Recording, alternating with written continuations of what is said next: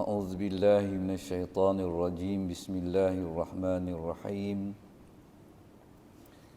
إلى حضرة النبي مصطفى رسول الله صلى الله عليه وسلم وآله الكرام وأصحابه العظام شيء لله منا لهم الفاتحة أعوذ بالله من الشيطان الرجيم بسم الله الرحمن الرحيم الحمد لله رب العالمين الرحمن الرحيم إياك نعبد وإياك نستعين اهدنا الصراط المستقيم صراط الذين أنعمت عليهم غير المغضوب عليهم ولا الضالين بسم الله الرحمن الرحيم الحمد لله رب العالمين والصلاة والسلام على أشرف الأنبياء والمرسلين وعلى آله وصحبه أجمعين اللهم افتح علينا حكمتك وانشر علينا من خزائن رحمتك يا أرحم الراحمين والحمد لله رب العالمين Assalamualaikum warahmatullahi wabarakatuh. Innal hamdalillah asyhadu an la ilaha illallah wa asyhadu anna Muhammadan abduhu wa rasuluh.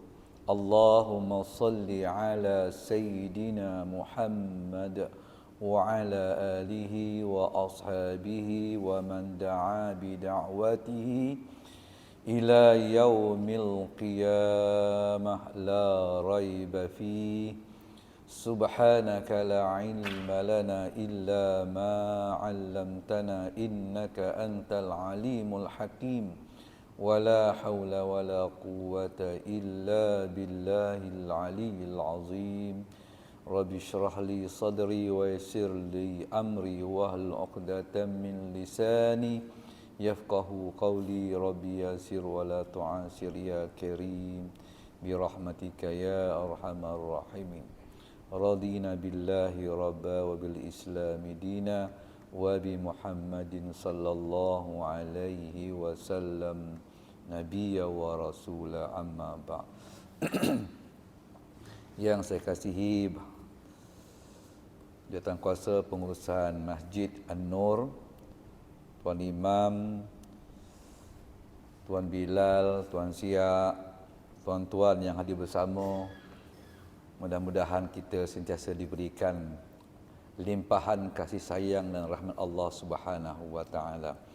Alhamdulillah kita masih lagi bersama-sama untuk cuba menghabiskan kitab yang lama kita baca, iaitu Minhajul Abidin Imam Al-Ghazali.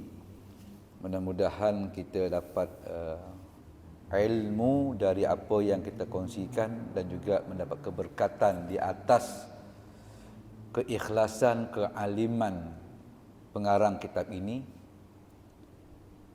supaya hidup kita sentiasa mendapat keberkatan Allah Subhanahu wa taala. Malam ni kita langkaukan sedikit, pada minggu sudah kita berakhir kepada muka surat 230, masih dalam bab yang sama, tapi malam ni kita masuk bab yang sama juga, tetapi kita masuk ada sikit subtopik dia pada muka surat 234, yang mana dimulai di perenggan yang paling atas. Para pembaca perlu tahu bahawa ibadat terbahagi kepada dua bahagian. Yang tu kita mula itu. Para pembaca perlu tahu bahawa ibadat terbahagi kepada dua bahagian. Kitab saya 234. Bismillahirrahmanirrahim. Para pembaca, kita semua ni dianggap orang yang membaca kitab yang tulis ini, perlu tahu bahawa ibadat terbahagi kepada dua bahagian. Banyak pembahagian sebenarnya ibadat ni dari segi pandangan keilmuan, ya. Tapi yang ni kita baca sudut pandang ilmu tasawuf. Kalau ibadat sudut pandang fiqh, dia lain pula. Jadi kita bercakap malam ni iaitu ibadat terbagi kepada dua bahagian dari sudut pandang ilmu tasawuf. Ya. Yang pertamanya dipanggil ihtisab, iaitu maksudnya berusaha memperolehi sesuatu ataupun kita berusaha mengerjakannya. Berusaha kita buat. Yang keduanya ijtinab, berusaha jangan buat. Jadi kalau itu satu ihtisab, berusaha untuk melakukannya. Yang kedua iaitu ijtinab, berusaha meninggalkannya. Dalam sudut pandang ilmu tasawuf, ibadah itu dua. Satu, kena usaha buat. Yang kedua, kena usaha tapi tinggalkan, jangan buat.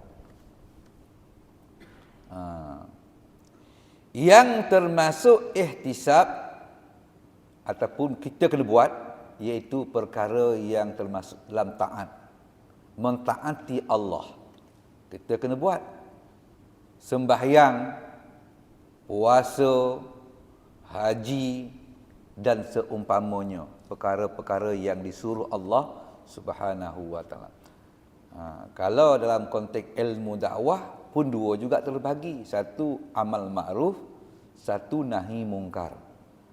Bila sesiapa saja pegang bahagian dakwah di mana-mana agensi ataupun dianya mendakwa diri seorang pendakwah, dia itu membuat kerja-kerja dakwah, mesti ada dua. Satu amal ma'ruf, satu nahi mungkar, iaitu menyuruh orang buat baik dan mencegah orang meninggalkan kejahatan.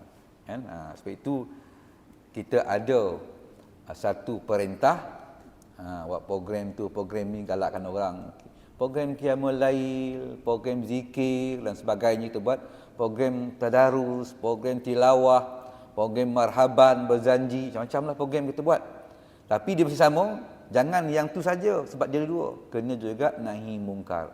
Ada pula program yang mana tindakan-tindakan yang mencegah orang jangan buat. Itu kalau kita dakwah.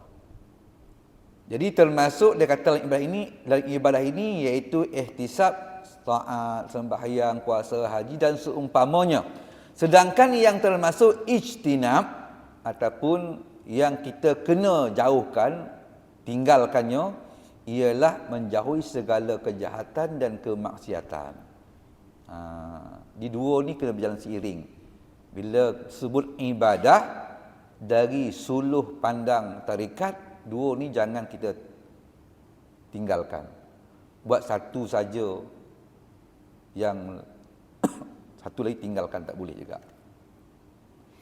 Kedua-dua bahagian inilah yang dimaksudkan dengan takwa. Sebab bila berjalan dua ni baru akan sampai kepada martabat takwa. Takwa takkan sampai. Sebab itu dalam hari Jumaat, cuba tuan-tuan dengar hari Jumaat tu, waktu khatib menjadi khutbah kan, bertakwalah kamu kepada Allah dengan melakukan segala perintah-perintahnya, meninggalkan segala larangannya. Itu maknanya takwa. Jadi tak boleh takwa itu kita hanya fokus untuk buat ibadah saja, tapi tanpa ada kita meninggalkan benda.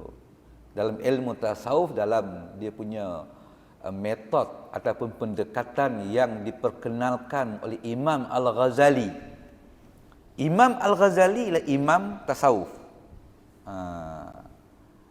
Dan juga Imam Baghdad Al-Junaidi, Imam Junaid Al-Baghdadi.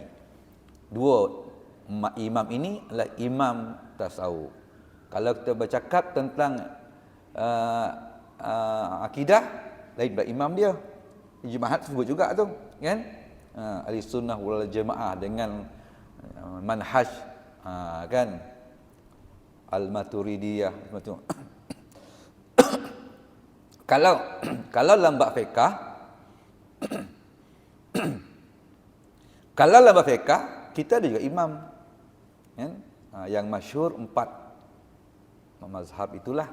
Tapi kita berpegang kepada Imam Asy-Syafi'i. Ya, Asy-Syafi'i. Dalam ilmu tasawuf ada imam dia, iaitu Imam Al-Ghazali dan Imam Junaid Al-Baghdadi. Jadi dalam metod ataupun pendekatan manhaj Imam Al-Ghazali dalam bercakap tentang ilmu tasawuf, dia buat pendekatan, dia kata takhalli qabla tahalli. Takhalli qabla tahalli. Sucikan dulu diri kamu sebelum kamu isi. Diumpamakan macam gelas ini, sebelum kita ambil air yang mutlak ini, air ni dia tak sampai 2 kolah ni. Tak sampai, tapi boleh ambil wuduk tak? Boleh. Kan? Sebab dia mutlak. Hebatnya air mutlak ini, dianya boleh mengambil wuduk. Bila kita tuangkan dalam bekas yang kotor, air mutlak telah menjadi bukan lagi mutlak. Sucikan dulu, bersihkan dulu, baru tuang. Maka air yang mutlak, yang power dia boleh menyebabkan kita boleh sembahyang, tanpa air wuduk kita boleh sembahyang, dengan wuduk kita boleh sembahyang. Tuang ke sini pun air mutlak bertukar tempat pun tetap dia mutlak juga. Sebab dah suci. Takhalli. Sucikan dulu qabla tahalli. Sucikan dulu sebelum kamu isi. Supaya apa? Supaya fungsi perkara yang nak diisi itu berfungsi. Jadi kalau kita bincang dalam metod ataupun pendekatan Imam Al-Ghazali itu, sucikan tu maknanya kita kena bersihkan, tinggalkan perkara larangan, ijtinab. Baru kita isi dengan benda yang ihtisab. Itu pendekatan. Tak larilah daripada apa yang dia baca, tak lari. Cuma istilah dia sini dia panggil ihtisab, ni ijtinab. Baik. Akan tetapi bahagian ijtinab lebih selamat, lebih baik. Ijtinab apa dia? Galakkan supaya jangan buat. Kita kena berusaha jangan buat. Ataupun kita hendaklah berusaha untuk meninggalkannya. Akan tetapi bahagian ijtinab, iaitu meninggalkan benda larangan, lebih selamat, lebih baik, lebih utama, lebih mulia jika dibandingkan dengan bahagian ihtisab. Ustaz, antara kita ni dalam ibadah ada ihtisab, ada ijtinab. Ada kena buat, ada jangan buat. Antara kena buat dengan jangan buat, mana lebih baik? Syekh kata lebih baik. Bukan bermakna yang ni tak baik, ini baik tak. Bila perkataan mana lebih baik, kedua-duanya baik. Kedua-duanya baik. Namun mana timbang yang lebih berat? Jadi situ. Sebab itu Imam Al-Ghazali mendahulukan, dia kata takhalli qabla.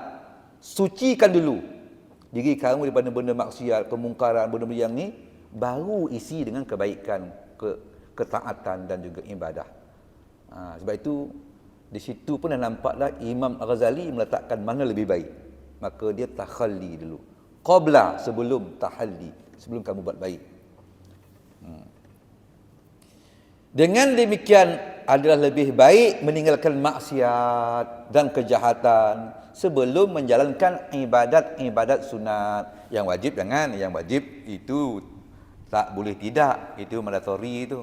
Mau tak mau kena buat. Ini bab tadi. Jadi dia kata sebelum menjalankan ibadat sunat. Bagi orang yang sedang belajar untuk melakukan ibadah, atau dengan kata lain masih dalam peringkat pertama, ijtihad. Maknanya orang yang mula-mula lah, dia bukan dipanggil ahli ibadah. Dia bukan ahli ibadah. Maknanya makan soal tu dia berbeza-beza. Walaupun sama manusia, sama makan nasi, tidur pun sama tidur, kan? Kahwin pun dia kahwin, ada anak dia pun ada anak, dia ada rumah kita ada rumah. Tapi sisi Allah, neraca Allah dia berbeza-beza. Dengan ketakwaan itulah yang membezakan kita. Inna akramakum indallahi atqakum. Jadi takwa itu yang betul. Apa pun takwa, dia dua-dua buat. Buat, disuruh buat pun dia buat. Jangan buat pun memang dia tak buat. Itu takwa. Baik. Jadi dia kata orang yang belajar ini sebaik-baiknya dia memberikan perhatian yang lebih kepada bahagian ihtisab. Apa ihtisab? Buat benda taat. Sebab itu datangnya satu perintah anak sebesar-besar ataupun yang paling ketua segala ibadah ialah solat. Iaitu anak yang 7 tahun hendaklah diajar solat. Itu ihtisab. Kena diajar budak saat tu dulu. Kan? Bila dah 10 tahun tak buat, bolehlah dianya di rotan, dipukul. Akan tetapi bagi ahli ibadah makam tinggi lagi. Lebih utama ke atas mereka untuk memberikan perhatian kepada menjauhi dan meninggalkan perbuatan maksiat ataupun ijtinab. Jadi ustaz, ada tadi kita ada ihtisab, kita kena buat, jadi jangan buat. Mana lebih baik? Lebih baik utamanya jangan buat. Sebab Imam Ghazali pun kata takhalli qabla tahalli. Tapi bagi orang yang belum belajar, dia kena ajar taat. Dia kena ajar bab perintah. Kan? Sebab itu kita jumpa dalam bab sembahyang. Anak puasa, disuruh puasa, disuruh maknanya bersedekah. Kan? Tapi bagi ahli ibadat, apa ahli ibadat? Ahli ibadat ni orang yang dah maknanya berada di tahap yang mana dianya dikatakan orang yang telah pun memfokuskan kepada ibadah-ibadah. Kadang-kala dalam hidup itu ada benda-benda yang dia sangat disiplin. Contoh, dia disiplin dalam bab puasa Isnin Khamis. Saya pergi Mesir. Pergi Mesir jumpa seorang pelajar. Saya jumpa ramai pelajar. Bila ramai-ramai itu, saya jumpa seorang pelajar. Dia ni sejak sekolah rendah lagi tak pernah tinggal sembahyang qiyamul lail. Sehinggalah dia berada di Masjid Azhar. Dia ni dia kata seorang ahli ibadah sebab dia disiplinnya macam tu. Tapi kalau kita ni ada buat, ada tak buat, Quran pun ada baca, ada tak baca, kita belum masuk lagi dipanggil ahli ibadah sebab tak disiplin. Disiplin tu tak ada. Tapi kalau orang tu memang setiap malam dia qiyamul lail, bangun pukul 3 pagi baru dia ibadah. Itulah pelajar yang kita jumpa tadi. Setiap malam dia kata belum pernah dia tinggal lagi. Maka dia boleh kita katakan ahli ibadah sebab dia menjaga disiplin. Itu bukanlah soal ibadah tu semua dia kena buat. Tidak bermaksud demikian. Ada orang mungkin dia dalam bab puasa Isnin Khamis, belum pernah dia tinggal lagi Isnin Khamis. Maka dia boleh katakan seorang ahli ibadah juga. Ada orang duha, tak pernah tinggal duha. Kan? Maka dia dipanggil ahli ibadah sebab disiplinnya begitu. Adapun orang yang kadang-kadang buat, kadang-kadang tak buat, kadang-kadang buat, kadang-kadang tak buat, kadang rajin buat tapi tu banyak pula tak buat, belum boleh dikatakan dia ahli ibadah. Dan kalau kita baca dalam bab ilmu tasawuf ni, dia masih lagi dalam peringkat ghaflah, orang yang cuai dan lalai.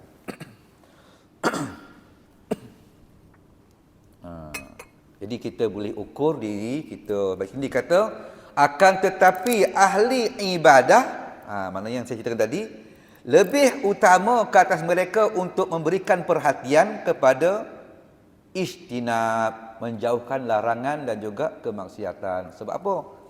Cukup bahaya kalau tarik berat tentang itu. Sebab nanti kita akan jumpa syaitan dia cukup halus. Bismillah.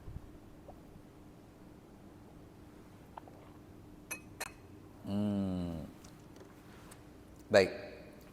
Dengan makna di atas, maka golongan ahli ibadah dari bahagian kedua adalah lebih banyak jika dibandingkan dengan yang lain. Maknanya ahli ibadah ni dia kena fokus lebih kepada meninggalkan maksiat sebab dia memang ahli ibadah dah. Dia memang dah ahli ibadah. Bab ihtisab tadi memang itu tabiat dia. Maknanya kena buat. Dia memang disiplin dia sembahyang qiyam. Memang itulah disiplin dia. Maka dia kena fokus kepada ijtinab, menjauhkan benda kemaksiatan. Sebab yang tadi itu dia hebat. Adapun golongan ahli ibadah itu ada 7. Bukanlah semacam, ada 7 macam ahli ibadah. Kita di mana? Kita adakah golongan yang pertama atau golongan yang kedua atau keempat, kelima, keenam ataupun yang ketujuh?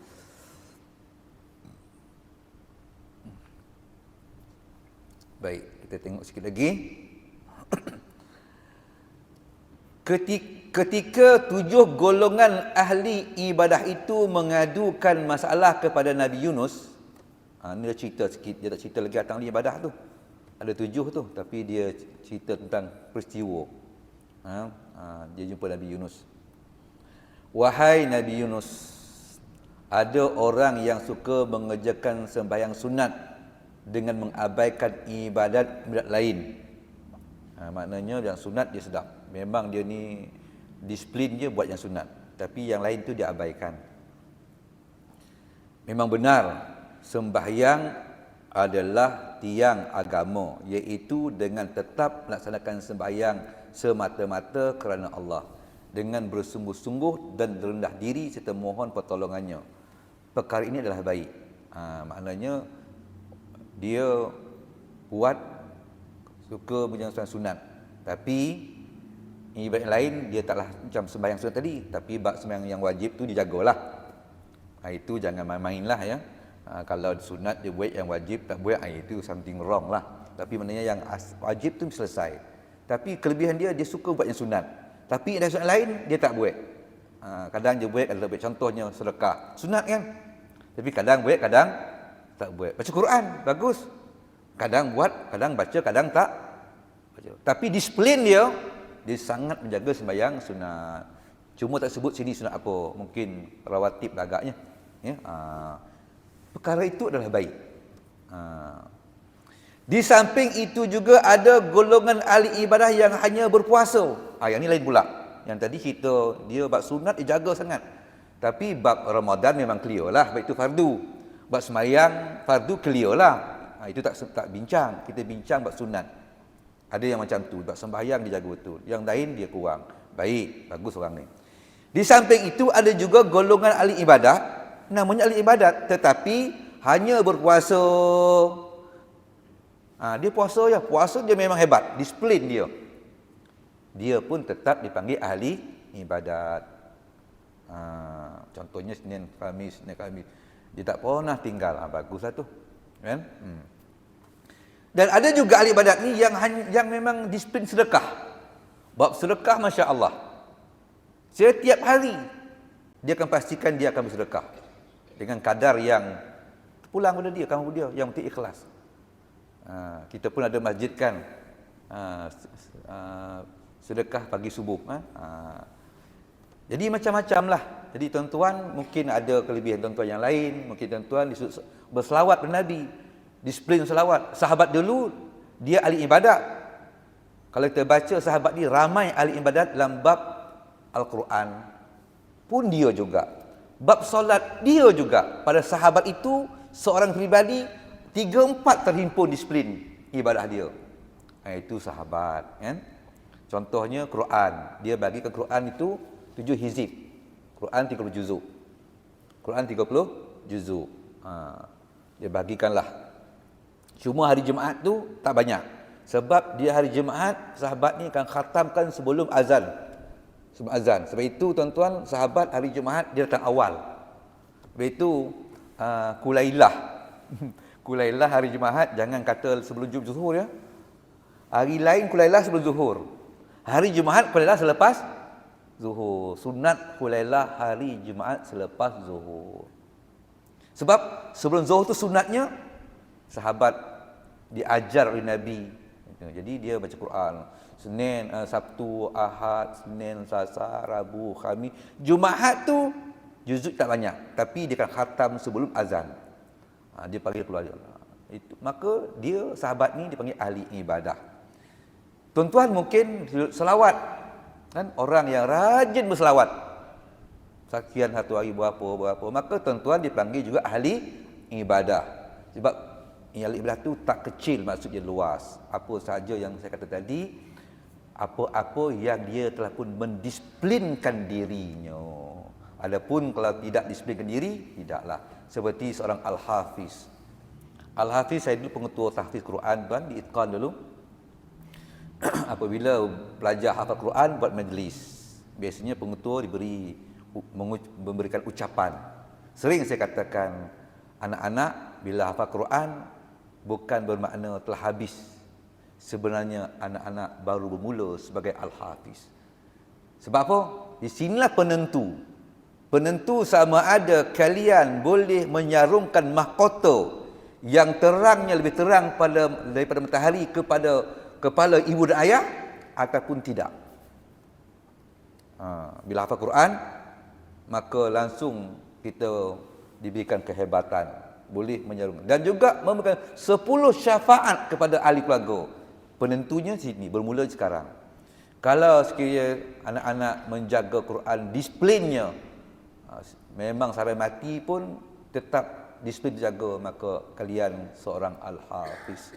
Tapi kalau hafal Quran, lepas tu langsung lagi disiplin, lama-lama dah 10 tahun hafal Quran, sama pula yang hafal tu macam orang tak hafal. Kan? Bila tanya, sekarang ni berapa juzuk hafal Quran? Ada 15 juzuk? Tak ada. Ada 5 juzuk? Tak ada. Sebab saya pernah jadi panel temuduga. Kan? Jadi situ kita kena merujaah balik. Disiplinnya lari. Betul saya katakan anak-anak, bila dah hafal Quran, baca saja watammat, kan? Maka bermula disiplin kita sebagai Al-Hafiz. Maka disiplin itu kita pegang murajaah Al-Quran, ya. Baik. Jadi maknanya dia dipanggil Hamlatul Quran. Lain pula tuan-tuan. Dia tidak panggil ibadah. Dia nama khusus. Seorang Al-Hafiz bila masuk disiplin dan dia jaga disiplin itu, maka itulah budaya disiplin dia, maka dia tidak dipanggil ahli ibadah. Dia khusus dipanggil Hamlatul Quran. Setiap Hamlatul Quran adalah ahli ibadah. Dan setiap ahli ibadah belum tentu dia Hamlatul Quran. Maknanya lebih khususlah kan? Lebih khusus. Itu kehebatan dia diberikan kelebihan. Jadi dia tak boleh pakai ahli ibadah. Dia kena pakai Hamlatul Quran. Berpunca dengan disiplin jugalah. Jadi sama sedekah tadi. Wahai Yunus, kata, sekarang aku akan menjelaskannya kepadamu mengenai berbagai masalah tadi. Kata mereka. Seterusnya mereka mengatakan, jadikanlah sembahyang kamu untuk bersabar dalam menghadapi sengsara dan derita. Maknanya, sembahyang itu bukan biasa-biasa, tapi sembahyang yang sampai tahap dianya mampu mendamaikan kesengsaraan, menenangkan penderitaan. Kan ada orang kan, sahabat kan, dia nak kena bunuh kan, bagi aku sekejap nak sembahyang. Macam mana tuan-tuan? Dia ni tahulah apa dia kena bunuh, tapi dia minta sembahyang. Bagaimana sembahyang itu boleh menenangkan dia? Tahap yang macam tu lah. Kan? Hasil yang diperolehi oleh ahli ibadah, apa dia berdisiplin. Lamalah dia dapat tu kan. Berserahlah kepada Allah dan jadikanlah puasa kamu itu untuk mendiamkan diri, iaitu tidak mengucap kata-kata yang kotor. Hasil dia. Kalau puasa itu puasa yang ahli ibadah. Kan situ perginya. Jadikanlah sedekahmu untuk menahan diri dari menyakiti orang lain. Ini kerana sedekah yang paling baik ialah tidak menyakiti dan mengganggu orang lain. Manakala puasa yang baik pula ialah dengan menyerahkan diri sepenuhnya kepada Allah Subhanahu wa taala. Jadi kita faham di sini bahawasanya ahli ibadah itu bukanlah mesti buat benda yang semua je buat. Sahabat sahabat pada seorang individu sahabat itu padanya terhimpun 2-3 disiplin. Contohnya kalau kita tengok kan Abdul Rahman bin Auf, disiplinnya sedekah, hebat. Tapi jangan kita tengok dia juga hebat dalam bentuk ibadah kepada Allah. Kan? Hebat kepada Allah. Cuma zaman beransur sampai akhir zaman, kadang-kala nak cari orang ahli ibadah tu susah sikitlah. Bukan tak ada, mungkin kita kena meneliti dengan baik, kan? Sebab benda-benda macam tu dianya rahsia, kan? Dan biasa ahli ibadah ni dia merahsiakan. Dia merahsiakan. Tak adalah kata, oh malam tadi molopeh tak buat qiyam. Selalu saya buat, tak pernah tak buat dah. Tapi orang tadi tak macam mana mengantuk tak buat. Ini susah nak berlaku pada ahli ibadah. Sebab dia tak tahu je. Apa aku kisah, orang tahu ke orang tak tahu apa, aku peduli. Itu disiplin dia. Bukan dia buat untuk orang tahu. Kan? Baik. Jadi yang paling utama ialah mengerjakan bahagian ijtinab, iaitu menjauhi maksiat. Ini penting. Ya, tuan-tuan, maksiat ahli ibadah ni bukan macam kita ya. Menjauhi maksiat ahli ibadah bukan macam kita menjauhi maksiat.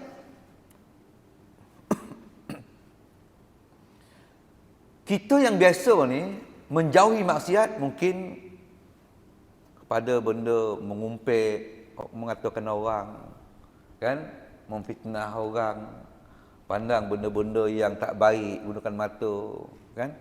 Tapi bagi ahli ibadah maksiat dia, saya ingat lagi guru saya kata, maksiat kepada ahli ibadah bagi dia dah maksiat dah, bagi dia.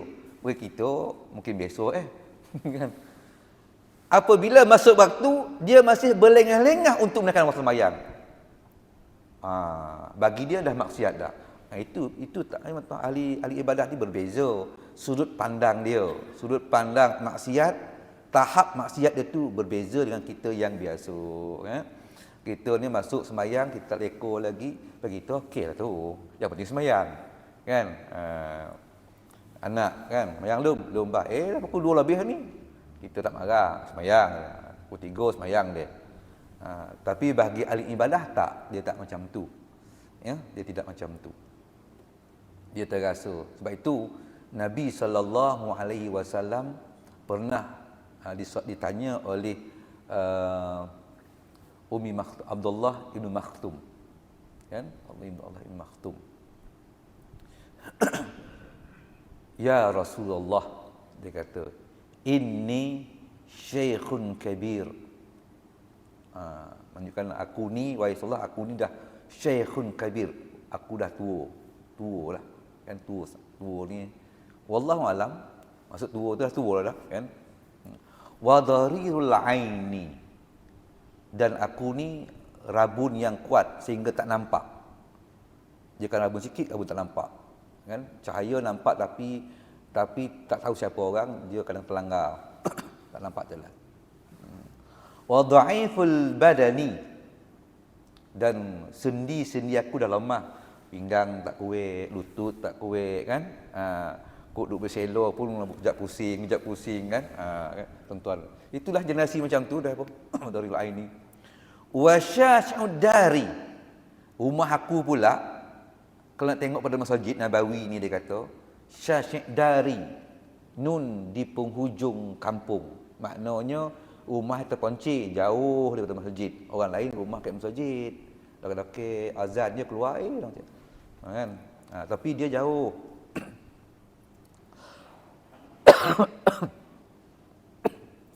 Baini wa baina manzil. Bainal masjid, dia kata bainal manzili wal masjidi, maka antara masjid ke rumah aku nakhlun. Aku antara masjid ke rumah aku atau rumah aku ke masjid ada ladang tamar. Disebut ladang tamar ni, tuan-tuan pergi dah tengok lebih kurang macam kelapa sawit lah. Maknanya jarak sama ya kan. Wa nakhlin dia kata, dan juga dalam ladang tamar tu adanya pagi-pagi Syafi'i subuh dia kata sarang labah-labah sehingga menyukarkan dia perangkap muka dia sarang labah. Kena kan dia kena bersihkan pula kan. Habis baju dia semua. Maknanya tuan-tuan, nak cerita pada Nabi susah, sukar kan. Dah cerita macam tu, dia pun tanya dia, hal indi rahsah an usalliya fi manzili. Ada tak kelonggaran bagi aku untuk sembahyang di rumah? Maka Nabi kata, atasma'un nida' ya ammi. Wahai bapa saudaraku. Itu bukan bapa saudara Nabi, tapi maknanya Pak Ammi ni ayat budi bahasa. Dia orang tua, Nabi muda, maka panggil Ammi, wahai bapa saudaraku. Tapi tak ada kaitan dengan belah mak ataupun belah ayah. Atasma'un nida' ya ammi, wahai bapaku, saudaraku, dengar tak azan. Dia kata, qala na'am. Kata Ibn Maktum, dengar. Di rumah walaupun jauh, dengar azan. Bilal kuat suruh dia kan. Maka kata Nabi, ajib. Poilah. Poilah semayang. Tuan-tuan sekalian, kata baca ayat ni, tuan-tuan sekalian, dari sudut pandang kita, tahap kita ni, kan. Tapi kita nampak macam Nabi, Nabi ni tak ada ke ihsan dia. Kan? Tak ada ihsan kau. Ada 6 perkara disebut oleh Abdullah bin Maktum, baru minta keungzuran. Tiba-tiba kata, pergilah. Kalau dengan azan, pergi. Kita akan mengatakan Nabi tak, jangan. Nabi bukan itu. Nabi insan yang hebat. Dia Mustafa, pilihan Allah. Dia nampak dengan siapa dia bercakap. Nabi nampak dengan siapa dia bercakap. Orang ni disiplinnya bukan macam kita. Kan? Betul Nabi pergilah. Kan? Maka sahabat yang lain menangis, sahabat yang lain balik ke rumah, ambilkan selimut, koyakkan ke selimut. Sahabat yang koyak selimut, pintal, sambung jadi tali panjang tu. Berkumpullah sahabat ni, sambungkan tali, sambung. Dapatlah tali yang panjang. Tali yang panjang, hujung tali ni ikatkan ke muka pintu rumah Abdullah bin Maktum.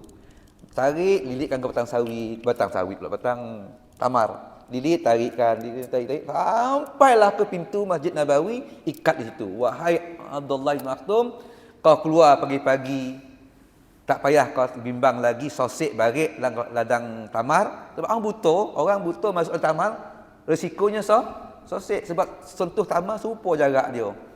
Kan? Pegang tali ini, kau susur dia dan tali ini akan memandu engkau sampai ke pintu Masjid Nabawi. Tuan-tuan kan? Ini nak cerita tentang orang macam ni, dia memandang maksiat bukan dengan mata kita. Itu kan Imam Asy-Syafi'i ya, syaqautu ilal waqi'an su'il hifzi. Aku mengadu kepada tuan guru aku Imam Waqi' tentang buruknya hafalan aku, su'il hifzi, buruknya hafalan aku. Fa arsyadani ala tarkil ma'asi, maka aku pun ditegur oleh guru aku supaya tinggalkan maksiat. Fa arsyadani ala tarkil ma'asi, aku ditegur oleh guru aku, wahai Syafi'i, kau jangan buat maksiat. Maksiat yang dikeluar pada mulut tuan guru dia Imam Waqi' kepada anak Imam Syafi'i tak sama maksiat yang kita faham. Apa dia? Hanya terpandang betis wanita waktu dia melangkah becak. Itu dah maksiat bagi diri Imam Asy-Syafi'i. Bagi kita tuan-tuan, bagi kita ada kaedah lain, dia kata nazratul ula laka wa nazrus saniyah alaika. Terpandang dimaafkan, ulang balik sengaja pandang kali kedua maka baru dosa. Beza tuan-tuan, kita punya maksiat sudut pandang kita dengan Imam Asy-Syafi'i. Sebab itu hanya terpandang sahaja telah memberi kesan kepada Imam Syafi'i, hafalannya rosak. Itu bagi orang ibadah, dia jaga tentang lebih utama menjaga istinab. Cuma istinab atau kemaksiatan peringkat ahli ibadah ni tak sama macam kita. Di mana yang kata tadi, melambatkan solat sudah pun dianggap maksiat oleh ahli ibadah. Sikit itu tuan. Okey. Baik. Ini bererti dia kata jika telah mampu melaksanakan kedua-duanya, istinab pun dia mampu buat, ihtisab pun dia berbuat, ini bererti seseorang itu telah sempurna dan telah mencapai tujuan sehingga mendapat keselamatan dan keuntungan. Dua-dua je buat, kan? Barulah sampai peringkat takwa yang sebenarnya yang khatib baca hari Jumaat. Ittaqullah haqqa tuqatih, dia kata. Bertakwalah kamu kepada Allah dengan sebenar-benar takwa, dengan melakukan perintahnya dan meninggalkan segala larangannya. Maknanya istihsab buat, istinab pun kena buat serentak berjalan.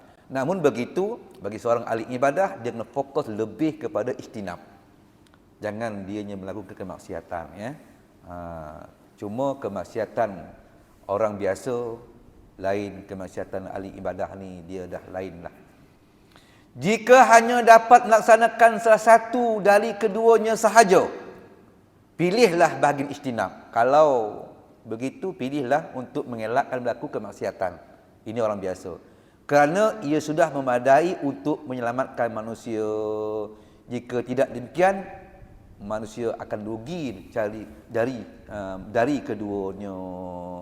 Ini kan sebut nanti kita akan baca di muka bulan depan bagaimana contoh-contoh yang dia bagi, kan, orang yang buat ibadat tapi di masa sama dia banyak buat maksiat, mengumpet pun semacamnya dia, mengata orang pun semacam dia, maka dia rugi. Dia kan rugi. Sebab itu kedua-duanya penting. Sama juga seorang pendakwah, dia kena suruh orang buat baik, di masa sama dia kena mencegah kemungkaran. Tak boleh, ya, kita hanya suruh orang buat baik tapi tak ada langsung kita melarang, mencegah orang buat kemungkaran. Ya. Jadi yang baik daripada Allah Subhanahu wa taala, yang lemah kelemahan saya, kita berhenti dulu. Aqulu qauli hadza wassalamu alaikum warahmatullahi wabarakatuh. Bismillahirrahmanirrahim. Alhamdulillahirabbil alamin. Wassalatu wassalamu ala asyrafil anbiya'i wal mursalin wa ala alihi wa sahbihi ajma'in.